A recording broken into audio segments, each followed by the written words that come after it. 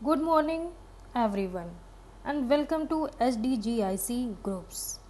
आज हम पढ़ेंगे सामाजिक विज्ञान में पहला पाठ हड़प्पा सभ्यता का ईंटें मनके और अस्थियाँ।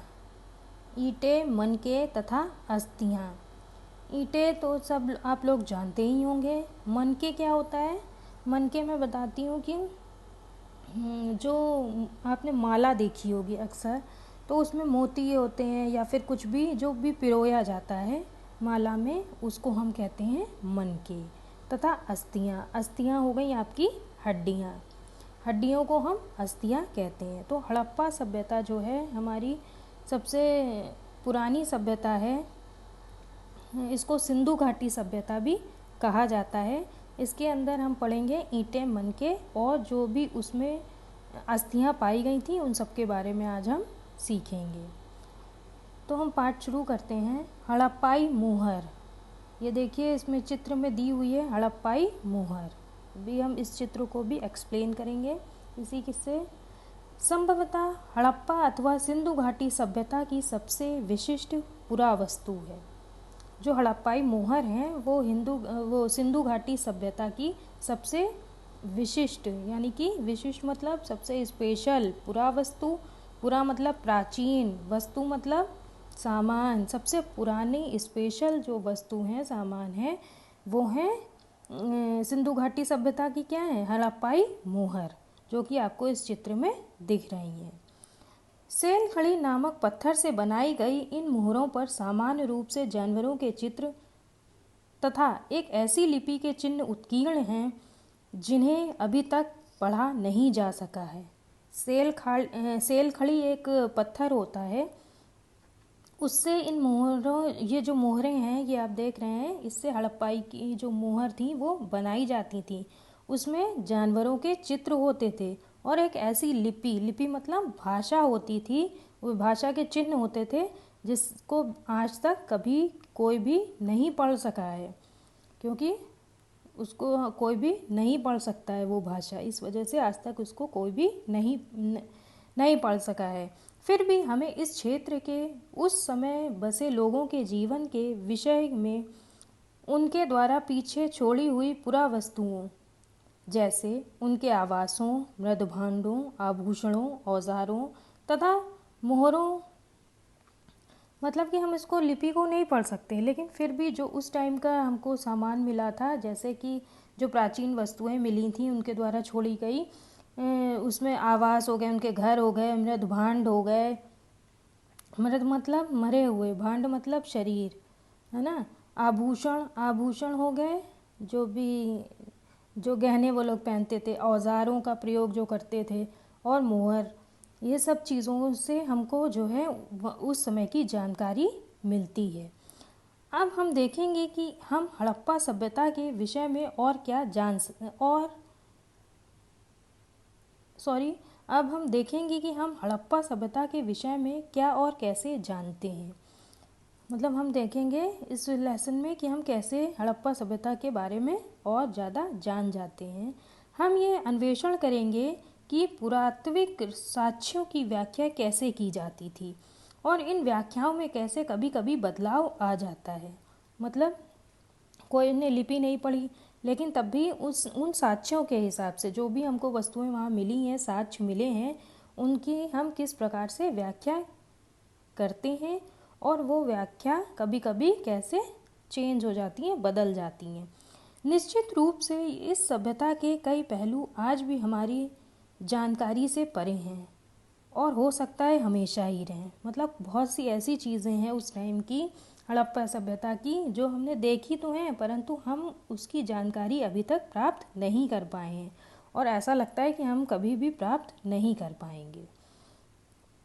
पारिभाषिक शब्द, स्थान तथा काल। सिंधु घाटी सभ्यता को हड़प्पा संस्कृति भी कहा जाता है। सिंधु घाटी सभ्यता को हड़प्पा संस्कृति या हड़प्पा सभ्यता भी कहा जाता है। पुरातत्वविद संस्कृति शब्द का प्रयोग पुरावस्तुओं के ऐसे समूह के लिए करते हैं जो एक विशिष्ट शैली के होते हैं। पुरातत्वविद मतलब पुराने जो हैं वस्तु, संस्कृति शब्द का संस्कृति हो गई या सभ्यता हो गई, है ना, वो उसमें ऐसी वस्तुओं का, ऐसी प्राचीन वस्तुओं का एक ऐसा समूह होता है जो कि जिसकी एक विशेष शैली होती है और सामान्यतः एक साथ एक विशेष भौगोलिक क्षेत्र तथा कालखंड से संबंध पाए जाते हैं। उस टाइम का जो भी पीरियड होता है उस टाइम से वो साक्ष्य पाए जाते हैं। कालखंड मतलब उस टाइम पीरियड से वो सब संबंध रखते हैं। हड़प्पा सभ्यता के संदर्भ में इन विशिष्ट पुरावस्तुओं में मोहरे, मनके, काठ, पत्थर के फलक और पकी हुई ईंटें सम्मिलित हैं। तो उस टाइम क्या मिली हैं हमको स्पेशल पुरानी वस्तुएं? उसमें से मोहर मिली हैं, ये जो आप पहला चित्र देख रहे हैं, मनके, ये जो आप नीचे चित्र देख रहे हैं ये मनके हो गया। काठ, पत्थर के फलक मतलब पत्थर और काठ के जो टुकड़े हैं वो मिले हैं और पकी हुई ईंटें भी हमको मिली हैं, ईंट। ये वस्तुएं अफ़गानिस्तान, जम्मू, बलूचिस्तान, पाकिस्तान तथा गुजरात जैसे क्षेत्रों में मिली हैं। ये वस्तुएं कहाँ कहाँ मिली हैं हमको? अफ़गानिस्तान में मिली हैं, जम्मू में मिली हैं, बलूचिस्तान में मिली हैं जो कि पाकिस्तान में ही हैं, तथा गुजरात भारत में है। ये सब वस्तुएं जो हैं हमको इन क्षेत्रों में मिली हैं जो एक दूसरे से लंबी दूरी पर स्थित हैं, जो एक दूसरे से लंबी दूरी पर स्थित हैं। इस सभ्यता का नामकरण, अब जानिए कि इसका नाम हड़प्पा सभ्यता क्यों पड़ा।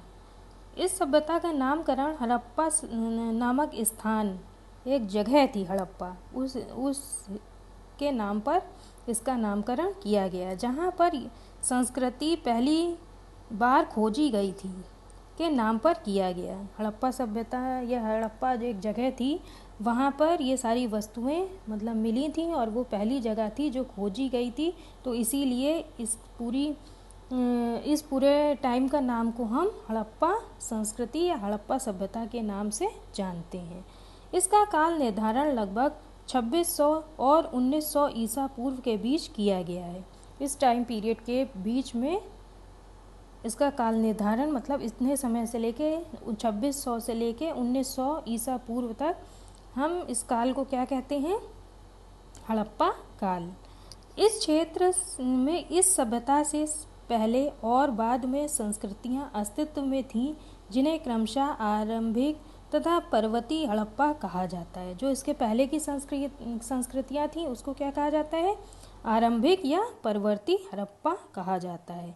इन संस्कृतियों से हड़प्पा सभ्यता को अलग करने के लिए कभी कभी इसे विकसित हड़प्पा संस्कृति भी कहा जाता है। जो उसके पहले की सभ्यता थी हड़प्पा सभ्यता पहले की, उनको हमने क्या कह दिया? आरंभिक सभ्यता कह दिया। और इसलिए हम इसको जो ये थी हड़प्पा संस्कृति का समय उसको हम विकसित हड़प्पा संस्कृति भी कह देते हैं या विकसित हड़प्पा सभ्यता भी कहा जाता है। अब आपको इसमें कोई भी प्रॉब्लम हो तो आप कमेंट बॉक्स में मैसेज कर दीजिएगा इसी ग्रुप में। फिर हम मिलते हैं अपनी नेक्स्ट क्लास में।